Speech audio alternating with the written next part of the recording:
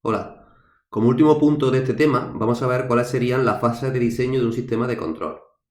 Vamos a ver muy por encima cuáles serían dichas etapas, que luego desarrollaremos con más profundidad. En primer lugar, habría que determinar cómo queremos que se comporte ese sistema que queremos controlar, cuáles son las especificaciones y los objetivos de control.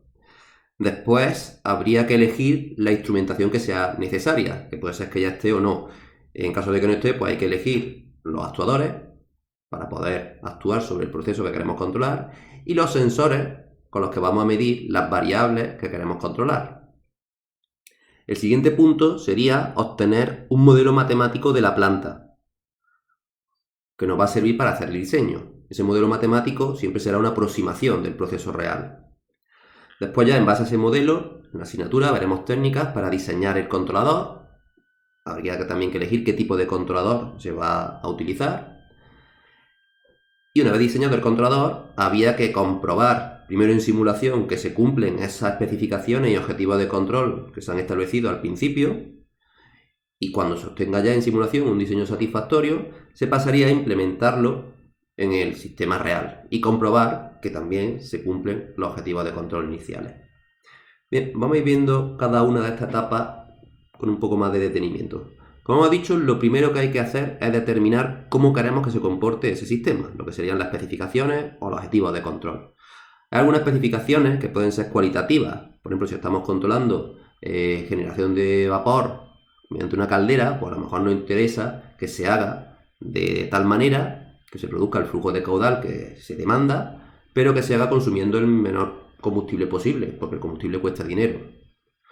Esa sería, por ejemplo, una especificación cualitativa. Hay otras que son cuantitativas, que por ejemplo suelen estar relacionadas con cómo queremos que sea la respuesta temporal del sistema cuando, por ejemplo, se produce un cambio en la referencia. Pues queremos que la salida controlada llegue a esa nueva referencia, a lo mejor en X tiempo, en menos de 3 segundos. O, por ejemplo, si hay una perturbación en el sistema, pues queremos que la salida se verá afectada momentáneamente y queremos que luego vuelva a su valor de referencia inicial con un error nulo o con un determinado error, lo que serían, por ejemplo, especificaciones de precisión del sistema. También puede haber otras especificaciones relacionadas con la robustez, que por ejemplo se dan en el dominio frecuencial. En general, las especificaciones luego se tienen que traducir a, por ejemplo, lo que serían la ubicación de los polos del sistema, a otro tipo de especificaciones más relacionadas con lo que nosotros utilizaremos para hacer el diseño. Y en general hay que decir que es muy importante comprender el proceso que se va a controlar. O sea, cuáles son las referencias que se le van a dar, qué tipo de perturbaciones cabe esperar, cuáles son las limitaciones que tiene ese sistema. Por ejemplo, si hay actuadores, pues si las limitaciones que tienen, si por ejemplo no le puedes a lo mejor decir o requerir a un sistema que cuando se produce un cambio en la referencia, la salida alcance esa nueva referencia en 5 segundos, porque a lo mejor es que es imposible. Tiene que tardar al menos 10. Entonces, tener en cuenta esas limitaciones reales antes de llevar a cabo todo lo que es el diseño del controlador, no vaya a ser que se le exijan cosas que no son factibles de conseguir. Y también tener en cuenta cuáles son los objetivos globales del proceso que se está controlando, porque generalmente habrá distintos lazos de control y habrá unos objetivos por encima de los objetivos de ese lazo de control que estemos diseñando. Y también hay que tenerlos en cuenta para intentar hacer un diseño que de forma global de todo lo que sea la etapa del proceso pues sea lo mejor posible. Bien, lo siguiente, como hemos dicho, pues sería seleccionar la instrumentación, básicamente sensores y actuadores. Muchas veces los actuadores a lo mejor ya te vienen impuestos, los sensores sí generalmente es una decisión del ingeniero de control. Pero bueno, si no están, pues hay que elegir los dos. A la hora de seleccionarlos, primero hay que tener en cuenta qué variables se van a medir, sobre qué variables se van a actuar. Generalmente la variable que se quiere, si va a controlar temperatura, está claro que tienes que medir temperatura, eso no suele tener mucha discusión. Pero ¿cómo va a actuar sobre el proceso para controlar esa temperatura? ¿Con una resistencia calefactora? ¿Con un intercambiador de calor? Pues bueno, eso a lo mejor sí tiene más un abanico mayor de decisión, ¿no? En cualquier caso, una vez que se elige ya el tipo de instrumentación que se va a utilizar, hay que elegir dentro de la gran variedad de opciones que se tienen a la hora de comprar un determinado instrumento, ya sea de actuación o de medida, pues considerar aspectos como el ruido, que sea el menor posible, el ruido de medida, que sean lo más lineales posible, ya que eso luego facilitará el diseño del sistema de control. Y luego otros aspectos, pues como son el tamaño, la fiabilidad, la precisión y por supuesto el coste. Ante unas mismas características, pues se elige el más barato, ¿no? De hecho, el coste suele ser de las más importantes también. Bien, una vez determinadas las especificaciones y seleccionada la instrumentación que se va a utilizar, antes de pasar al diseño de controlador, necesitamos un modelo del proceso que queremos controlar. Entonces hay que obtener este modelo matemático, que ya digo, siempre será una aproximación del sistema real. ¿Cómo de complejo tiene que ser este sistema matemático? Pues bien, tiene que ser lo suficientemente complejo para que nos dé la información que nosotros necesitamos, pero dentro de eso el más simple posible. O dicho de otra manera, tiene que ser el modelo más sencillo posible, pero que nos dé la información necesaria para poder hacer luego el diseño del controlador. Ponemos aquí el ejemplo de la resistencia.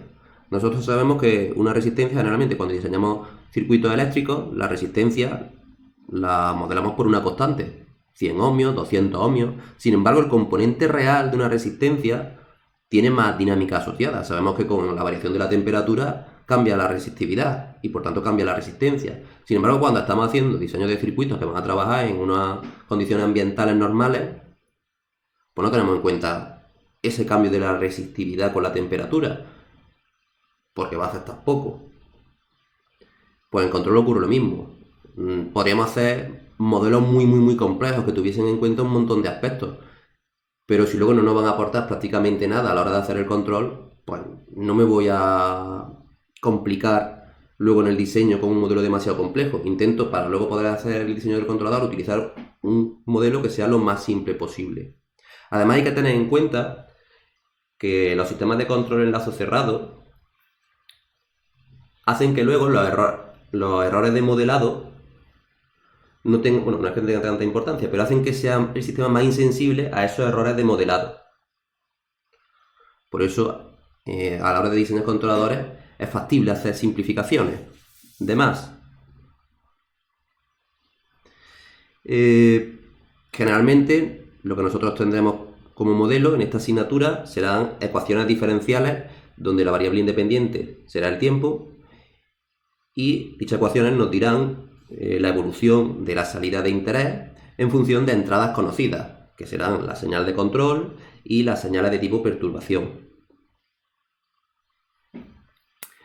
Una vez que obtenemos un modelo, ya digo, lo más simple posible, pero que nos dé la información que vamos a necesitar en las siguientes fases, hay que validarlo. O sea, hay que comparar las salidas que nos da dicho modelo ante una determinada entrada y ver lo que nos da el sistema real para esas mismas entradas y ver si hay un ajuste lo suficientemente bueno. El ajuste no va a ser del 100%, porque el modelo, al ser una simplificación y sea una aproximación del sistema real, no se va a corresponder. No hay ningún modelo que sea exacto. Pero bueno, el grado de ajuste que hay entre nuestro modelo y el sistema real, pues hay que ver si es lo suficientemente preciso en función de la aplicación, el caso concreto en el que nos encontremos. Y también hay que determinar el rango de validez. Hay sistemas que cambian en función del punto de operación. No es lo mismo que un sistema donde se está controlando la mejor caudal con una bomba, funcionando la bomba al 10% que al 90%. Puede que la dinámica, los parámetros de esa ecuación diferencial que obtenemos como modelo, pues cambien en función del punto de operación. Entonces, bueno, hay que determinar el rango de validez que tiene ese modelo. Si hay mucha discrepancia entre nuestro modelo y el sistema real, pues hay que a lo mejor hacer que, no simplificar tanto el modelo que obtenemos y obtener un nuevo modelo que sea algo más complejo o tener en cuenta ciertas dinámicas que a priori pues se habían despreciado.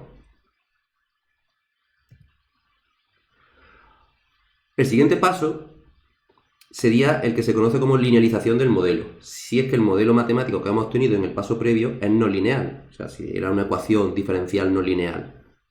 ¿Por qué? Porque las técnicas de diseño de controladores que vamos a ver en esta asignatura se basan en modelos lineales.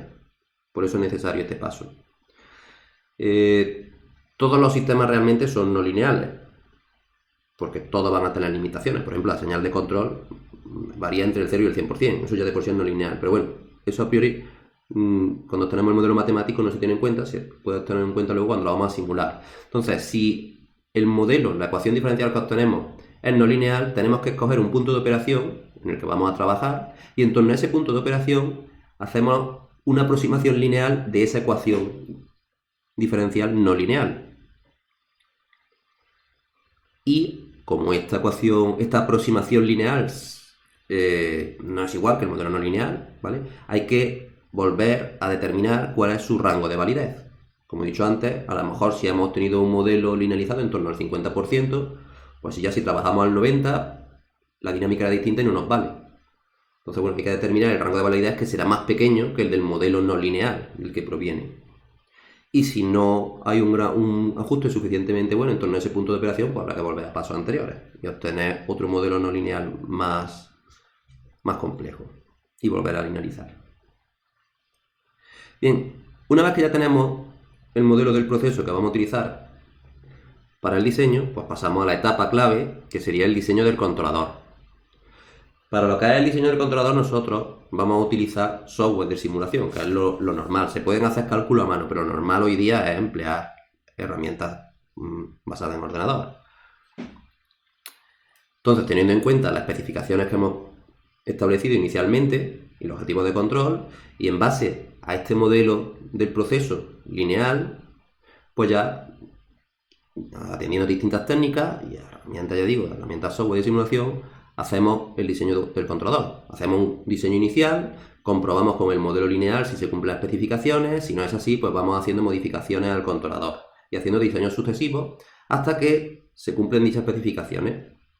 Si no se consiguen, pues hay que utilizar otras técnicas a lo mejor de diseño, o puede ser que se hayan puesto unas especificaciones que no son alcanzables y entonces hay que volver incluso a pasos previos.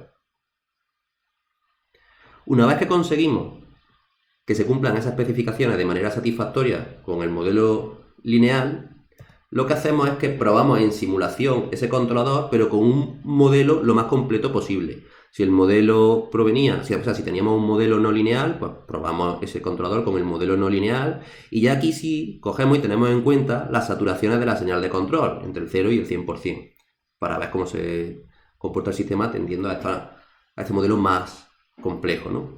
Puede ser que ahora el controlador siga funcionando de manera satisfactoria, cumpliendo las especificaciones iniciales, o puede ser que no. Si es que no, hay que volver al paso previo y rehacer el diseño del controlador. Incluso volviendo al paso inicial, porque como he dicho antes, puede ser que se hayan impuesto unas especificaciones que no son alcanzables. Una vez que con este modelo más elaborado, el modelo no lineal de simulación, se obtiene una respuesta satisfactoria del controlador, pues ya por fin pasaríamos a pruebas con el sistema real. Entonces ya había que implementarlo con la instrumentación real y con un prototipo. Bueno, ahí pueden utilizar un prototipo o un dispositivo físico. Aquí ya básicamente lo que sería poner el controlador en un autómata, en un microcontrolador, o comprar, por ejemplo, un PID, un controlador PID físico, donde ya determinan los parámetros en base al diseño que ha hecho y lo configura, ¿vale? Y ya se comprobaría ese controlador con el equipo real, en el sistema real. Y puede ser que con el sistema real no funcione igual que en simulación, porque los modelos no son solamente aproximaciones de lo que sería el sistema real. Si funciona correctamente, pues ya se ha terminado.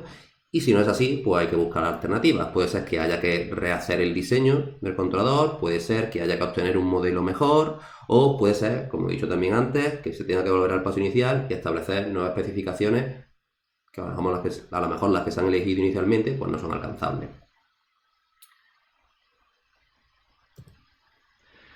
Pues bien, con esto terminamos el tema y un poco haciendo recopilación de todo lo que hemos visto. Hemos visto lo que es el control automático, ejemplos de aplicación, el concepto de lazo de control, sus componentes, las señales que se ven implicadas en ellos, los conceptos de control en lazo abierto, control en lazo cerrado, sus ventajas, sus inconvenientes, cuáles son los objetivos básicos de control y en este vídeo pues la fase de diseño de un sistema de control. Entonces, bueno, más o menos se cumplen todas las competencias de la asignatura de manera general. Y en cuanto a bibliografía, pues bueno, cualquier tema introductorio de cualquier libro de control pues sería válido. Yo he puesto aquí como ejemplo el de Ingeniería de Control Moderna de Ogata, que es un clásico. O bien, en el siguiente tema, lo que vamos a ver es herramientas matemáticas para la representación de sistemas dinámicos, como serían la transformada de Laplace, el concepto de función de transferencia, que es con el que principalmente trabajaremos en la asignatura, álgebra de bloques, espacio de estados, etc. Así que con esto termina este tema.